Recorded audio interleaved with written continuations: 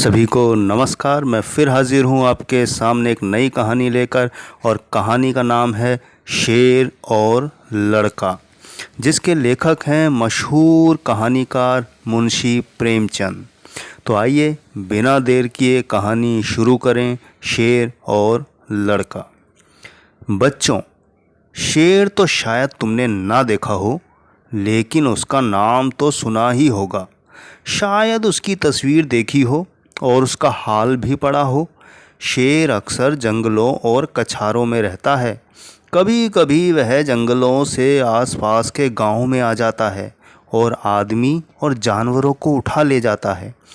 कभी कभी उन जानवरों को मारकर खा जाता है जो जंगलों में चरने जाया करते हैं। थोड़े दिनों की बात है कि एक गडेरिया का लड़का गाय बैलों को लेकर जंगल में गया और उन्हें जंगल में छोड़कर आप एक झरने के किनारे मछलियों का शिकार खेलने लगा।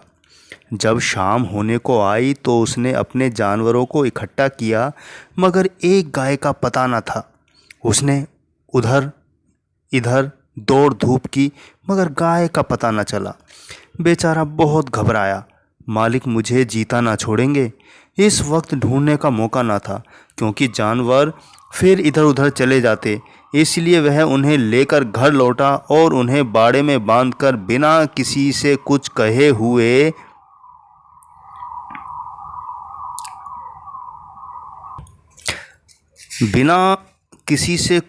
हुए गाय की तलाश में निकल पड़ा। उस छोटे लड़के की यह हिम्मत देखो। अंधेरा हो रहा है, चारों तरफ सन्नाटा छाया हुआ है। जंगल भाएं भाएं कर रहा है। गीदड़ का होवाना सुनाई दे रहा है, पर वह बेखौफ जंगल में बढ़ा चला जा रहा था। कुछ देर तक तो वह गाय को ढूंढता रहा, लेकिन जब अंधेरा हो गया तो उसे डर मालूम होने लगा। जंगल में अच्छे अच्छे आदमी डर जाते हैं, उस छोटे से बच्चे का कहना ही क्या। मगर जाए कहाँ। जब कुछ न सूझी तो एक पेड़ पर चढ़ गया और उसी पर रात काटने की ठान ली। उसने पक्का इरादा कर लिया था कि बगैर गाय को लिए घर न लौटूंगा। दिन भर का थका मांदा तो था ही, उसे जल्दी नींद आ गई। नींद चारपाई और बिछावन नहीं ढूंढती। अचानक पेड़ इतनी जोर से हिलने लगा कि उसकी नींद खुल गई। गिरते गिरते बच गया। सोचने लगा, पेड़ कौन हिला रहा है। आंखें मलकर नीचे की तरफ देखा तो उसके रोए खड़े हो गए। एक शेर पेड़ के नीचे खड़ा उसकी तरफ ललचाई हुई आंखों से ताक रहा था। उसकी जान सूख गई। वह दोनों हाथों से डाल से चिपट गया। नींद भाग गई। कई घंटे गुजर गए, पर शेर वहां से जरा भी ना हिला। वह बार बार गुर्राता और उछल उछल कर लड़के को पकड़ने की कोशिश करता। कभी कभी तो वह इतने नज़दीक आ जाता कि लड़का जोर से चिल्ला उठता। रात ज्यों त्यों कटी। सवेरा हुआ। लड़के को कुछ भरोसा हुआ कि शायद शेर उसे छोड़कर चला जाए, मगर शेर ने हिलने का नाम तक न लिया। सारे दिन वह उसी पेड़ के नीचे बैठा रहा। शिकार सामने देखकर वह कहाँ जाता। पेड़ पर बैठे बैठे लड़के की देह अकड़ गई थी। भूख के मारे बुरा हाल था, मगर शेर था कि वहाँ से जो भर भी ना हटता था। उस जगह थोड़ी दूर पर एक छोटा सा झरना था। शेर कभी कभी उस तरफ ताकने लगता था। लड़के ने सोचा कि शेर प्यासा है। उसे कुछ आस बंधी कि ज्यों ही वह पानी पीने जाएगा, मैं भी यहाँ से खिसक चलूँगा। आखिर शेर उधर चला। लड़का पेड़ पर से उतरने की फिक्र कर ही रहा था कि शेर पानी पीकर लौट आया। उसने भी लड़के का मतलब समझ लिया था। वह आते इतनी जोर से चिल्लाया और ऐसा उछला कि लड़के के हाथ पांव ढीले पड़ गए। जैसे वह नीचे गिरा जा रहा हो, मालूम होता था हाथ पैर पेट में घुसे जा रहे हैं। ज्यों-ज्यों करके वह दिन भी बीत गया। ज्यों-ज्यों रात होती जाती, शेर की भूख भी तेज होती जाती। शायद उसे यह सोच सोच कर गुस्सा आ रहा था कि खाने की चीज़ सामने रखी है और मैं 2 दिन से भूखा बैठा हूँ। क्या आज भी एकादशी रहेगी। वह रात भी उसे ताकते ही बीत गई। तीसरा दिन भी निकल आया। मारे भूख के उसकी आंखों में तितलियां सी उड़ने लगी। डाल पर बैठना भी उसे मुश्किल मालूम होता था। कभी कभी तो उसके जी में आता कि शेर मुझे पकड़ ले और खा जाए, उसने हाथ जोड़कर ईश्वर से विनय की, भगवान, क्या तुम मुझ गरीब पर दया न करोगे? शेर को भी थकावट मालूम हो रही थी। बैठे बैठे उसका जी ऊब गया। वह चाहता था कि किसी तरह जल्दी से शिकार मिल जाए।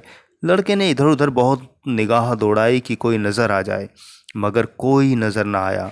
तब वह चिल्ला चिल्ला कर रोने लगा, मगर वहाँ उसका रोना कौन सुनता। आखिरकार उसे एक तदबीर सूझी। वह पेड़ की फुनगी पर चढ़ गया और अपनी धोती खोलकर हवा में उड़ाने लगा कि शायद किसी शिकारी की नज़र पड़ जाए। एकाएक वह खुशी से उछल पड़ा। उसकी सारी भूख, सारी कमज़ोरी गायब हो गई। कई आदमी झरने के पास खड़े उस उड़ती हुई झंडी को देख रहे थे। शायद उन्हें अचंभा हो रहा था कि जंगल के पेड़ पर झंडी कहाँ से आई। लड़के ने आदमियों को गिना, 1 2 3 4। जिस पेड़ पर लड़का बैठा था वहाँ की ज़मीन कुछ नीची थी। उसे ख्याल आया कि अगर वे लोग मुझे देख भी लें तो उनको यह कैसे मालूम हो कि नीचे 3 दिन का भूखा शेर बैठा हुआ है। अगर मैं उन्हें होशियार ना कर दूं तो वह दुष्ट किसी न किसी को ज़रूर चोट पहुंचाएगा। यह सोचकर वह पूरी ताकत से चिल्लाने लगा। उसकी आवाज़ सुनते ही वे लोग रुक गए और अपनी अपनी बंदूकें संभाल कर उसको ताकने लगे। लड़के ने चिल्लाकर कहा, होशियार रहो, इस पेड़ के नीचे एक शेर बैठा हुआ है। शेर का नाम सुनते ही वे लोग संभल गए। चटपट बंदूकों में गोलियां भरी और चौकन्ने होकर आगे बढ़ने लगे। शेर को क्या खबर कि नीचे क्या हो रहा है। वह तो अपने शिकार की ताक में घात लगाए बैठा था। एकाएक पैरों की आहट पाते ही वह चौंक उठा और उन चारों आदमियों की एक टीले की आड़ में देखा। फिर क्या कहना था, उसे मुंह मांगी मुराद मिली। भूख में सब्र कहाँ। वह इतने ज़ोर से गरजा कि सारा जंगल हिल गया और उन आदमियों की तरफ ज़ोर से जंप मारी। मगर वे लोग पहले से ही तैयार थे। चारों ने एक साथ गोली चलाई। दन दन दन दन दन दन आवाज़ हुई। चिड़िया पेड़ों से उड़ उड़कर भागने लगी। लड़के ने नीचे देखा, शेर जमीन पर गिरा पड़ा था। वह एक बार फिर उछला और फिर गिरा, फिर वह हिला तक नहीं। लड़के की खुशी का क्या पूछना। भूख प्यास का नाम तक न था। चटपट पेड़ से उतरा और देखा सामने उसका मालिक खड़ा है। वह रोता हुआ उसके पैरों पर गिर पड़ा। मालिक ने उसे उठाकर छाती से लगा लिया और बोला, क्या तू 3 दिन से इसी पेड़ पर था? लड़के ने कहा, हाँ, उतरता कैसे, शेर तो नीचे बैठा था। मालिक, हमने तो समझा था कि किसी शेर ने तुझे मारकर खा लिया। हम चारों आदमी 3 दिन से तुझे ढूंढ रहे हैं। तूने हमसे कहा तक नहीं और निकल खड़ा हुआ। लड़का, मैं डरता था, गाय जो खोई थी। अरे पागल, गाय तो उसी दिन आप ही चली आई थी। भूख प्यास से शक्ति तक न रहने पर लड़का हंस पड़ा।